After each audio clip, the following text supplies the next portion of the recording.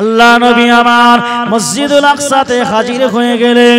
আল্লাহ নবীকে মসজিদুল আকসাতে হাজির করানো হলো। নবী আমার বর্ণনা করেন, নবী আমার বলেন যে অন্যান্য নবী রাসূলগণেরা যে খুঁটিতে তাদের বাহনগুলোকে বেঁধে রাখতো, আমি রাসূলুল্লাহ সাল্লাল্লাহু আলাইহি ওয়াসাল্লাম আমি রাসূলুল্লাহ ওই জায়গায় যেয়ে ওই খুঁটিতে বাহনটা বেঁধে রাখলাম। জোরে বলুন সুবহানাল্লাহ। আমি প্রথমে বলেছিলাম এই ঘটনা আল্লাহ কোরআনে ব্যক্ত করেছেন। আর এই কোরআনকে রিসার্চ করে কোরআনের ভুল ধরার জন্য অনেক মানুষ চেষ্টা করেছে যে কোরআনের ভিতর থেকে কোনো ভুল যদি বার করতে পারি। আমরা অনেক চেষ্টা করেছে, এমনকি ডক্টর মরিস বুকাইল তিনি কোরআনের ভুল ধরবার জন্য কোরআন নিয়ে গবেষণা করেছে, পড়েছে, পড়ার পরে গবেষণা করার পরে ডক্টর মরিস বুকাইল বলেন না না না, এ কোরআনে ভুল তো দূরের কথা, সন্দেহের কোনো অবকাশ মাত্র নাই। ডাক্তার মরিস বুকাইল ঈমান এনে কলেমা পড়ে মুসলমান হয়ে গিয়েছিলেন। জোরে বলুন সুবহানাল্লাহ, চিৎকার দিয়ে বলুন না সুবহানাল্লাহ। আল্লাহ পাক এই আশ্চর্য ঘটনা আমার আল্লাহ শোনাচ্ছেন এবং আমার আল্লাহ পাক যে মসজিদে হাজির করিয়েছেন ওই মসজিদ সম্পর্কে আমার আল্লাহ পাক বলেন আল্লাযী বারাকনা হাওলাহু লিনুরিয়াহু মিন আয়াতিনা। আল্লাহ পাক বলেন আল্লাহ পাক রাতের যোগে তার প্রিয় বান্দাকে ভ্রমণ করিয়েছেন মসজিদুল হারাম থেকে মসজিদুল আকসা পর্যন্ত। যে মসজিদুল আকসার চারপাশটাকে আমি আল্লাহ বরকত মণ্ডিত করেছি। জোরে বলুন সুবহানাল্লাহ। ও আমার বাবাজিরা ভাইজানেরা, ওই মসজিদুল আকসা হলো মুসলমানদের একটা ঐতিহ্য। ও আমার বাবাজিরা ভাইজানেরা, এই মসজিদুল আকসার কথা আল্লাহ পাক কোরআন পাকে ঘোষণা করেছেন এজন্যই যে মসজিদুল আকসা এই জায়গাটা হবে হাসরের কেন্দ্রভূমি। জোরে বলুন সুবহানাল্লাহ, চিৎকার দিয়ে বলুন না সুবহানাল্লাহ। ও আমার বাবাজিরা ভাইজানেরা, আল্লাহর নবী আমার বললেন আমি আমার বাহনটাকে ওই খুঁটিতে বেঁধে রাখলাম। বাহনটাকে ওই খুঁটিতে বাঁধবার পরে আল্লাহ নবীকে নিয়ে জিবরাইল বললেন ইয়া রাসূলুল্লাহ এবার আপনি ভিতরে প্রবেশ করুন। আল্লাহ নবীকে নিয়ে ভিতরে প্রবেশ করলেন। ভিতরে প্রবেশ করার পরে তিনি গিয়ে দেখছেন নবী আদম আলাইহিস সালামের রূহ, নবী ইব্রাহিম আলাইহিস সালাতু ওয়াস সালামের রূহ, নবী মুসা আলাইহিস সালাম, নবী ঈসা রূহুল্লাহ সহ লক্ষ লক্ষ অগণিত নবী রাসূলগণদের রূহগুলোকে হাজির করিয়েছেন। আল্লাহ নবীকে জিবরাইল হাতটাকে ধরলেন, হাতটাকে ধরে আল্লাহ নবীকে বললেন ইয়া রাসূলুল্লাহ এগিয়ে চলুন, এগিয়ে চলুন, এগিয়ে চলুন। আল্লাহ নবীর হাতটাকে ধরে সমস্ত নবী রাসূলগণের সামনে দাঁড় করিয়ে দিলেন। জোরে বলুন সুবহানাল্লাহ। দাঁড় করিয়ে দিয়ে আল্লাহ নবীকে লক্ষ্য করে বললেন ইয়া রাসূলুল্লাহ ইয়া হাবিবাল্লাহ আপনি এই জায়গায় দাঁড়িয়ে যান, এই জায়গায় দাঁড়িয়ে এই সমস্ত নবী রাসূলগণদের ইমাম হয়ে যান। 2 রাকাত নামাজ আপনি আদায় করুন। আপনার পিছনে রাসূলগণেরা নবীগণেরা ইক্তেদা করবে, দাঁড়িয়ে নামাজ আদায় করবে। আপনি সমস্ত আম্বিয়া কেরামদের ইমাম হয়ে যাবেন। তাই তো আমাদের নবীর আরেকটা নাম হলো ইমামুল আম্বিয়া। জোরে বলুন। যার কদম চুমে ধন্য আরশ সিদরাতে মুনতাহা, যার কদম চুমে ধন্য আরশ সিদরাতে মুনতাহা। মারহাবা মারহাবা বলো মারহাবা মারহাবা, মারহাবা মারহাবা বলো মারহাবা মারহাবা। দয়ার নবীর মেরাজ রাতে জিবরিল এলো বরক সাথে, জোরে বলবেন না সুবহানাল্লাহ। দয়ার নবীর মেরাজ রাতে জিবরিল এলো বরক সাথে, আগে আগে জিবরিল আর পিছে কামলিওয়ালা, আগে আগে জিবরিল আর পিছে কামলিওয়ালা। মারহাবা মারহাবা বলো মারহাবা মারহাবা। নবীর খুশিতে আল্লাহকে দেখিয়ে আমার সঙ্গে আপনারা যদি বলেন আল্লাহকে খুশি করার জন্য মারহাবা মারহাবা বলো মারহাবা মারহাবা। শুধুমাত্র নবীর সম্মানের খাতিরে আপনারা একটু জবান ছেড়ে বলুন মারহাবা মারহাবা বলো মারহাবা মারহাবা, মারহাবা মারহাবা বলো মারহাবা মারহাবা। সকল নবী রাসূল এলো ছুটে মসজিদুল আকসা সাথে, সকল নবী রাসূল এলো ছুটে মসজিদুল আকসা সাথে। সকল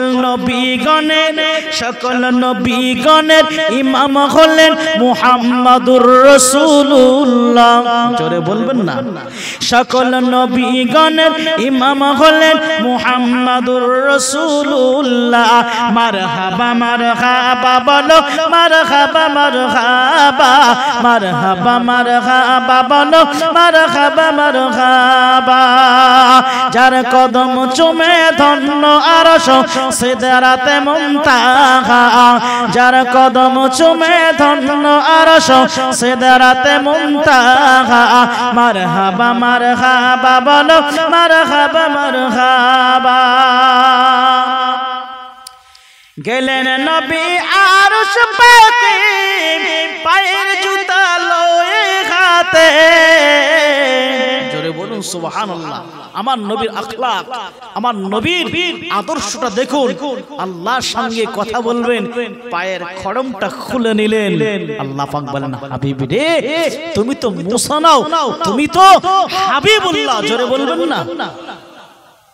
আল্লাহ পাক বলছেন যে মুসা আলাইহিস সালামকে তো আমি ধমক দিয়েছিলাম, কিন্তু তোমাকে তো ধমক দেব না, আমি তো নিজেই তোমাকে বন্ধু বানিয়েছি, জোরে বলবেন না। গেলেন নবী আরশ পাকে পায়ের জুতা লয়ে হাতে, আমার আল্লাহ বলেন, আমার আল্লাহ বলেন ধন্য আরশ তোমার কদমের ওসিলায়, জোরে বলবেন না। আমার আল্লাহ বলেন ধন্য আরশ তোমার কদমের ওসিলায়। মারহাবা মারহাবা বলো মারহাবা মারহাবা, মারহাবা মারহাবা বলো মারহাবা মারহাবা।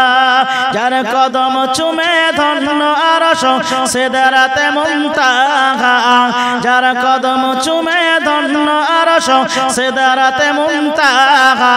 মারহাবা মারহাবা বলো মারহাবা মারহাবা, মারহাবা মারহাবা বলো মারহাবা মারহাবা। রাসূলুল্লাহ ইমামতি করলেন। ইমামতি করার পরে যখন তিনি অবসর পেলেন, পিপাসার্ত হয়ে পড়লেন, আল্লাহর নবীর সামনে দুধ পেশ করা হলো, মধু পেশ করা হলো, মদ পেশ করা হলো। আল্লাহর নবী সাল্লাল্লাহু আলাইহি ওয়াসাল্লাম তিনি দুধটাকে নিয়ে গ্রহণ করলেন, পিপাসা নিবারণ করলেন, জোরে বলুন সুবহানাল্লাহ। পিপাসা নিবারণ করার পরে ওই মজলিসে কম বেশি সবাই বক্তব্য দিলেন এবং ওই মজলিসের প্রধান আকর্ষণ, প্রধান অতিথি হিসাবে আল্লাহর রাসূল তিনি ওই মজলিসের প্রধান অতিথি সেদিন ছিলেন। জোরে বলুন সুবহানাল্লাহ। প্রধান অতিথি সর্বশেষ তিনি ভাষণ দান করলেন। জোরে বলুন সুবহানাল্লাহ। এবার বুরাককে নিয়ে জিবরিল আমিন আলাইহিস সালাতু ওয়াস সালাম ঊর্ধ্বগামী রওনা দিলেন। প্রথম আসমানে যাচ্ছেন আল্লাহর নবী সাল্লাল্লাহু আলাইহি ওয়াসাল্লামকে নিয়ে প্রথম আসমানে যেই না হাজির হয়েছেন, প্রথম আসমানের যিনি দারওয়ান আছেন জিবরিল আমিন আলাইহিস সালাম গিয়ে সালাম দিলেন। প্রথম আসমানের দারওয়ান নাম হলো ইসমাঈল, তিনি দরজাটা খুলে দিলেন। আল্লাহ নবী হযরত আমার আপনার নবী দিন ও দুনিয়ার বাদশা হাবিবুল্লাহ জনাবে মুহাম্মদুর রাসূলুল্লাহ সাল্লাল্লাহু আলাইহি ওয়াসাল্লামকে নিয়ে জিবরাইল প্রথম আসমানে গেলেন। প্রথম আসমানে যেয়ে আল্লাহ পাকের ফেরেশতা জিবরাইল সালাম দিলেন। গেটম্যান, প্রথম আসমানের যিনি গেটম্যান, সালামের জবাব দিয়ে দরজাটা খুলে দিলেন। দরজাটা খুলে দিয়ে বললেন কে? জিবরাইল আমিন আলাইহিস সালাতু ওয়াস সালাম বললেন আমি জিবরাইল। ওই সময় ওই নিয়োজিত ফেরেশতা তিনি বললেন আপনার সঙ্গে কে রয়েছে? জিবরিল আমিন আলাইহিস সালাতু ওয়াস সালাম বললেন আমার সঙ্গে রয়েছে আখির নবী মুহাম্মাদুর রাসূলুল্লাহ। ওই ফেরেশতা জিবরাইলকে লক্ষ্য করে বললেন ইয়া আখি জিবরাইল, আপনার সঙ্গে যিনি এসেছেন আখিরি নবী মুহাম্মদ সাল্লাল্লাহু আলাইহি ওয়াসাল্লামকে কি আমার আল্লাহ পাক আসার জন্য অনুমতি দিয়েছেন? বলছে আপনার সঙ্গে যিনি আছেন ওনার কি অনুমতি দিয়েছেন আল্লাহ? জিবরিল আমিন আলাইহিস সালাতু ওয়াস সালাম বলছেন শুধু অনুমতি নয়, বরং আমার আল্লাহ এনাকে নিয়ে যাওয়ার জন্য আল্লাহ নিজে দাওয়াত করেছেন এবং বোরাক পাঠিয়েছেন। জোরে বলবেন না সুবহানাল্লাহ। ও আমার বাবাজিরা, ভাই জানেরা, আল্লাহ নবী আমার আপনার নবী দিন দুনিয়ার বাদশা হাবিবুল্লাহ জনাবে মুহাম্মদুর রাসূলুল্লাহ সাল্লাল্লাহু আলাইহি ওয়াসাল্লাম নবী আমার প্রথম আসমানে তিনি হাজির হয়ে আল্লাহ পাকের নবী নবী আদম আলাইহিস সালাতু ওয়াস সালামের সঙ্গে সাক্ষাৎ হয়ে গেল। আল্লাহ নবী সাল্লাল্লাহু আলাইহি ওয়াসাল্লাম আমাদের আদি পিতা আদম আলাইহিস সালামকে সালাম দিলেন। সালাম দেওয়ার পরে নবী আদম আলাইহিস সালাতু ওয়াস সালাম তিনি আমার আপনার নবীর জন্য দোয়া চাইলেন, শুভ কামনা করলেন এবং আল্লাহ নবী দেখতে পেলেন যে আল্লাহ নবী আদম আলাইহিস সালাতু ওয়াস সালাম যে জায়গায় অবস্থান করছেন, আল্লাহ নবী আদম আলাইহিস সালাতু ওয়াস সালাম ডান পাশে কিছু রূহ রয়েছে এবং বাম পাশে কিছু রূহ রয়েছে। আল্লাহ নবী লক্ষ্য করে দেখলেন নবী আদম আলাইহিস সালাম যখন ডান দিকে তাকায় মুস্কি মুস্কি হাসে, যখন তিনি বাম দিকে তাকায় মুস্কি মুস্কি হাসে।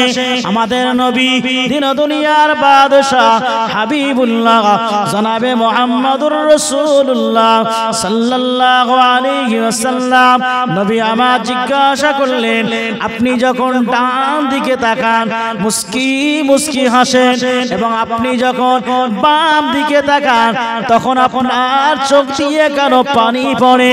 আপনার মনটা কেন খারাপ হয়ে যায়? আল্লাহ নবী আদম আলাইহিস সালাতু ওয়াস সালাম ওই দিন আমাদের নবীকে লক্ষ্য করে বলেছিলেন, হে আমার প্রিয় সন্তান, না না না না, এগুলো আমার সন্তান। ডান দিকে আমি যখন তাকাই আমি বড় খুশি হয়ে যাই, কারণ আমার ডানপন্থী সন্তানগুলো সব বেহেশতি। জোরে বলুন সুবহানাল্লাহ। আমি তাদের দেখে খুশি হয়ে যায়, রাজি হয়ে যায়। কিন্তু বাম দিকে তাকানোর পরে আমার মনটা বড় খারাপ হয়ে যায়। কারণটা কি জানো? বাম দিকে আমার যত সন্তানেরা রয়েছে এরা সবাই পথভ্রষ্ট। এদের দেখে আমার বড় কষ্ট হয়, দুঃখ লাগে।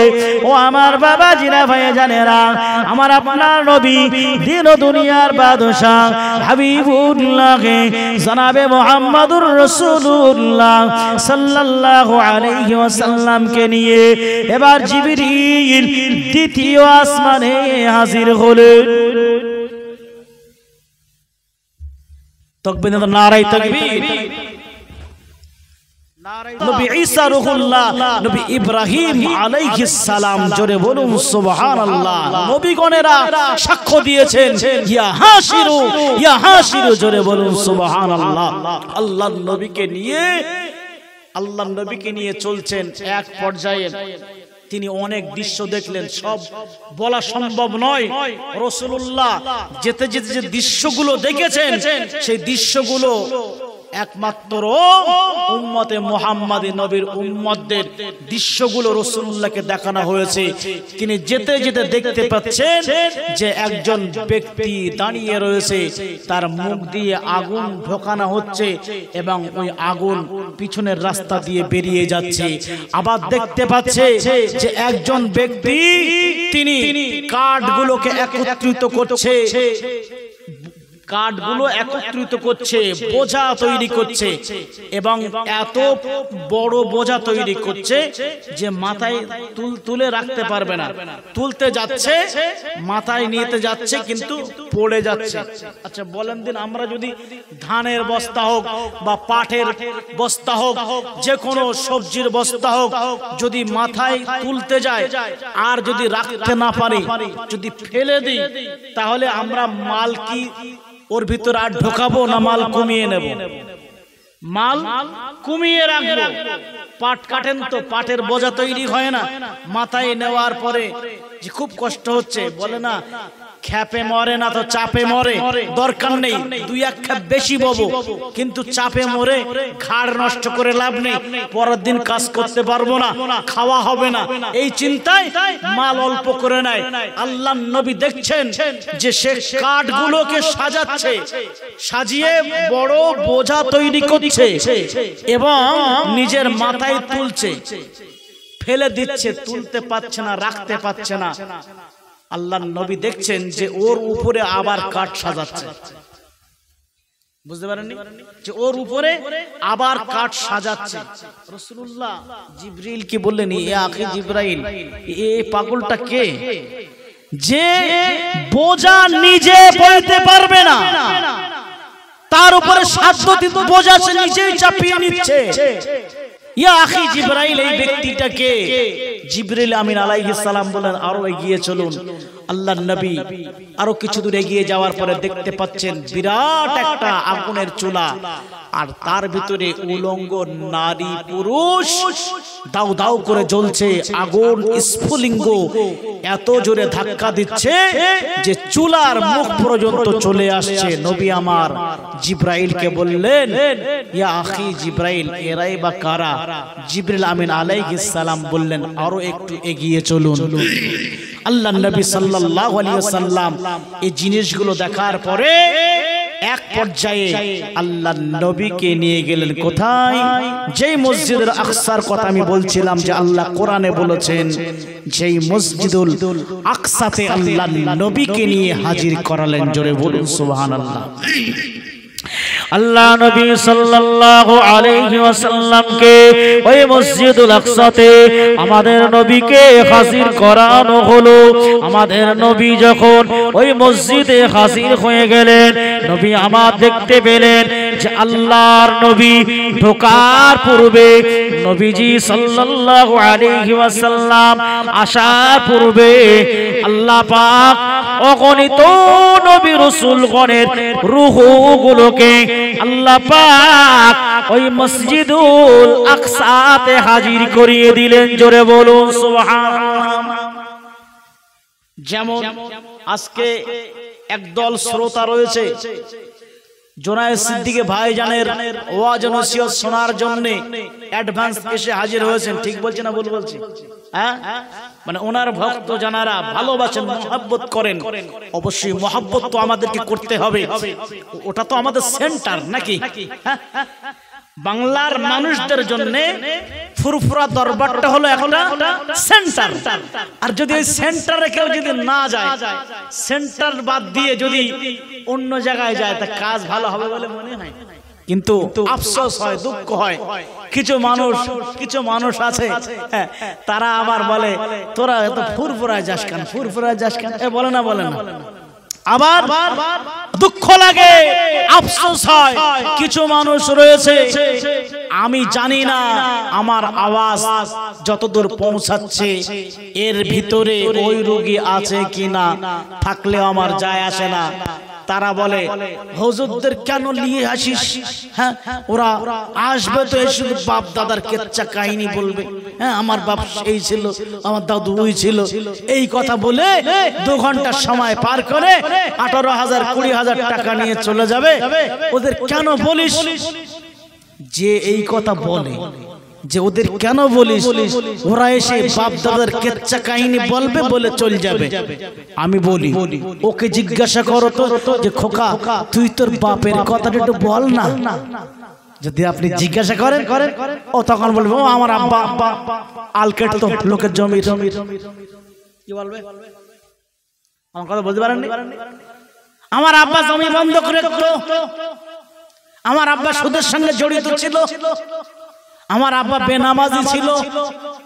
মানে এর উপরে তার কিছু বলতে পারবে না, কিন্তু তারা গর্ব করে এটা বলতে পারেন বাংলার মানুষদের ঈমান আকীদাকে ঠিক রাখবার জন্য আল্লাহ পাক জামানার মুজাদ্দিদ হিসাবে আমাদেরকে উপহার দিয়েছেন মুজাদ্দিদুজ জামান দাদা হুজুর গফির কিবলা রাহমাতুল্লাহ আলাইহি। জোরে বলুন সুবহানাল্লাহ। এবং বাংলার মানুষের ঈমানটা কিভাবে বাঁচবে তিনি তার জন্য একটি ওসিয়তনামা লিখেছেন। আপনারা ওসিয়তনামা পড়েছেন তো নাকি? ওই ওসিয়তনামা যদি ফলো করেন, ওসিয়তনামা যদি আপনি দেখেন, আল্লাহ পাক ওই ওসিয়তনামার ভিতরে যত কিছু তিনি বলেছেন হাদিস কোরআন ভুক্ত, হাদিস কোরআনের সঙ্গে সব মিল রয়েছে। এটা তাকবীর দেন, নারায়ে তাকবীর, নারায়ে তাকবীর। সিলসিলায়ে হক মুজাদ্দিদুজ জামান, আওলাদে মুজাদ্দিদুজ জামান, নারায়ে তাকবীর। জনাব ভাইজান হুজুর কিবলা, ভাইজান হুজুর কিবলা, নারায়ে তাকবীর। তো যে কথা বলছিলাম দাদা হুজুর রাহমাতুল্লাহ আলাইহির ওসিয়তনামা আপনারা কম বেশি দেখেছেন তো নাকি? হ্যাঁ, ওই ওসিয়তনামার ভিতরে তিনি বাংলার মানুষদের জন্য ওসিয়ত করেছেন যে এই এই কাজগুলো তোমরা করবে, এই এই কাজগুলো করবে না। আর প্রত্যেকটা ওসিয়তনামা আপনি বার করবেন, হাদিস এবং কোরআনের সঙ্গে মেলাবেন, দেখবেন হাদিস এবং কোরআনের সঙ্গে মিলে যাচ্ছে। জোরে বলুন সুবহানাল্লাহ।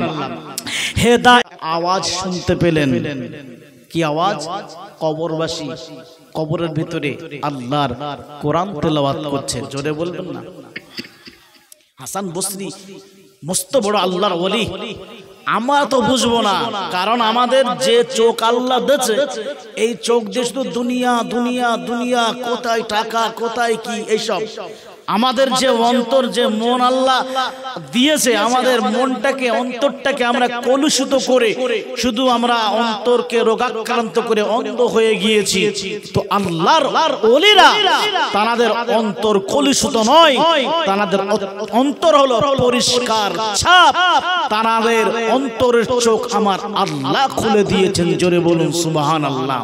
হাসান বসরি রহমাতুল্লাহ আলাইহি হুজুর আমার কবরের পাশে দাঁড়িয়ে কবরস্থান জিয়ারত করে ফিরে আসছেন। এমত অবস্থায় শুনতে পাচ্ছেন যে কবরবাসী কবরের ভিতরে আল্লাহর কোরআন তেলাওয়াত করছে। জোরে বলবেন না? ওই কবরবাসী কবরের ভিতরে আল্লাহ পাকের নিয়ামতি কালাম উসমা কালাম তেলাওয়াত করছেন। হাসান বসরি রহমাতুল্লাহ আলাইহি কবরবাসী তেলাওয়াত শুনে এত মুগ্ধ হয়ে গেল। হাসান বসরি রহমাতুল্লাহ আলাইহি কবরের পাশে দাঁড়িয়ে তেলাওয়াত শুনছেন। আল্লাহ পাকের ওই বান্দা কবরের ভিতরে আল্লাহ পাকের কোরআন তেলাওয়াত করছেন। এখন হয়তো কেউ প্রশ্ন করতে পারে, কেউ বা একথা বলতে পারে যে কবরের ভিতরে মানুষ কি জীবিত হয়? মানুষ কি কোরআন পড়তে পারে? মানুষ কি কবরের ভিতরে কথা বলতে পারে? আল্লাহর কোরআনে আল্লাহ নিজে জানিয়েছেন, ওয়ালা তাকুলু লিমান ইউকতালু ফি সাবিলিল্লাহি আমওয়াত বাল আহইয়াউন ইনদা রাব্বিহিম ইরযাকুন বাল আহইয়াউন। আল্লাহ পাক বলেন, আমার যে বান্দা আমি আল্লাহ আমার রাস্তায় শহীদ হলো, আমার রাস্তায় জীবনকে উৎসর্গ করলো, আমি আল্লাহ বলে দিলাম আমি আল্লাহ পাক ওই বান্দার জন্য কবরে আমি আল্লাহ রিজিক দিয়ে থাকি। ওই বান্দা কবরের ভিতরে রিজিক পেয়ে থাকেন। শুধু তাই নয়, ওই বান্দা বরং কবরের ভিতরে জীবিত থাকে এবং কবরের ভিতরে নামাজ আদায় করেন। এই মেরাজ রজনীতে আল্লাহর নবী সাল্লাল্লাহু আলাইহি ওয়াসাল্লাম আল্লাহর নবী মুসা আলাইহিস সালামকে দেখেছিলেন। নবী মুসা কবরের ভিতরে দাঁড়িয়ে দাঁড়িয়ে 2 রাকাত নামাজ আদায় করছিলেন। জোরে বলুন। এখান থেকে পরিষ্কার হয়ে গেল আল্লাহ পাকের বান্দা কোরআন তেলাওয়াত করছেন। হাসান বসরি কোরআন তেলাওয়াত শুনছেন। শুনতে শুনতে শুনতে শুনতে এক পর্যায়ে মসজিদের মুয়াজ্জিন ফজরের আযান দিয়ে দিল। আসসালাতু খায়রুম মিনান নাওম, আসসালাতু খায়রুম মিনান নাওম। উঠে পড়ো, ঘুম থেকে নামাজ উত্তম। উঠে পড়ো, ঘুম থেকে নামাজ উত্তম। হাসান বসরি রহমাতুল্লাহ আলাইহি সারা রাত কোরআন তেলাওয়াত শুনে এইবারে তিনি এত মুগ্ধ হয়ে গেলেন। তিনি আল্লাহ পাকের এই মুগ্ধ হয়ে আশ্চর্য ঘটনা তিনি শোনার পরে বললেন সুবহানাল্লাহ। আশ্চর্য ঘটনা শোনার পরে তিনি বললেন সুবহানাল্লাহ বলে চলে আসছেন। কবরের ভিতর থেকে আওয়াজ হচ্ছে, এ হাসান বসরি, এ হাসান বসরি একটুখানি দাঁড়িয়ে যান। কি কেন, কি হয়েছে? বলছে যে আপনি যে কবরের পাশে দাঁড়িয়ে সুবহানাল্লাহ বলেছেন, এই সুবহানাল্লাহর নেকিগুলো আমাকে দিয়ে যান। হাসান বসরি রহমাতুল্লাহ আলাইহি বলছেন, আপনি সারা রাত ধরে আল্লাহর কোরআন তেলাওয়াত করেছেন, এর চাইতে তো বেশি নেকি। কারণ একটা অক্ষর পড়লে কটা নেকি হয়? কোরআনের একটা অক্ষর পড়লে কটা? 10টি। যে শুনবে সেও 10টি। তো তিনি বলছেন যে আপনি তো সারা রাত কোরআন তেলাওয়াত করেছেন, অর্থাৎ আপনি তো আমার থেকে বেশি নেকি কামাই করেছেন। কবরবাসী বলছেন যে আমি সারা রাত ধরে কোরআন তেলাওয়াত করেছি পরজগতে, দুনিয়ার জগতে নয়। অর্থাৎ দুনিয়ার জগতে কেউ যদি একবার সুবহানাল্লাহ বলে, আখিরাতের জীবনে সে যতই আমল করুক, ইবাদত করুক না কেন, দুনিয়ার জমিনে একবার সুবহানাল্লাহ বলার সমতুল্য নেকি হবে না। জোরে বলুন সুবহানাল্লাহ। তাই আমার আল্লাহ পাক বলছেন, আশ্চর্য ঘটনা দিয়ে শুরু করেছেন সুবহানাল্লাহ দিয়ে। বলবেন না সুবহানাল্লাহ? অর্থাৎ সুবহানের অনেক গুরুত্ব রয়েছে। যাই বা হোক, আমার আল্লাহ পাক এই আশ্চর্য ঘটনা ঘটালেন কেন? পৃথিবীর মানুষের শিক্ষার জন্য। আল্লাহ রাব্বুল আলামিন পৃথিবীর মানুষকে শিক্ষা দেওয়ার জন্য নবীকে দিয়ে আশ্চর্য ঘটনা ঘটালেন। আমার আল্লাহর কোনো তুলনা হয় না। আল্লাহ নিজেই বেমিসাল, এবং আল্লাহ পাক আমাদের নবীকে আল্লাহ নিজেই বেমিসাল করেছেন। অর্থাৎ পৃথিবীর জমিনে কোন সৃষ্টি আমার নবীর সমতুল্য হতে পারে না। জোরে বলুন সুবহানাল্লাহ। একদল মূর্খ, আকাট মূর্খ, তারা বলে নবী আমাদের মতো মানুষ, নবী আমাদের বড় ভাই। নাউজুবিল্লাহ বলবেন না? এই বলে না? হ্যাঁ, আচ্ছা এই কথাগুলো কি বাস্তব না ভুল? নবী পাক সাল্লাল্লাহু আলাইহি ওয়াসাল্লামের সম্মান, ইজ্জত পৃথিবীর জমিনে যদি কেউ কমাতে চায় পারবে না। আল্লাহ পাক বলছেন আমার নবীর সঙ্গে কারোর তুলনা চলে না। যদি XYZ কেউ যদি বলে যে নবী আমাদের মতো মানুষ ছিল, নবী আমাদের বড় ভাই, খবরদার, ওই ব্যক্তিটা দুশমনে রাসূল, ওই ব্যক্তিটা রাসূলের মহব্বত তার ভিতরে নাই এবং রাসূলের দুশমন, অর্থাৎ সে দুশমনে রাসূল। মনে রাখবেন আমার বাবাজিরা, ভাইজানেরা, আল্লাহ পাক আশ্চর্য ঘটনা কিভাবে ঘটিয়েছেন। আমার নবীর মনে বড় দুঃখ, বড় কষ্ট।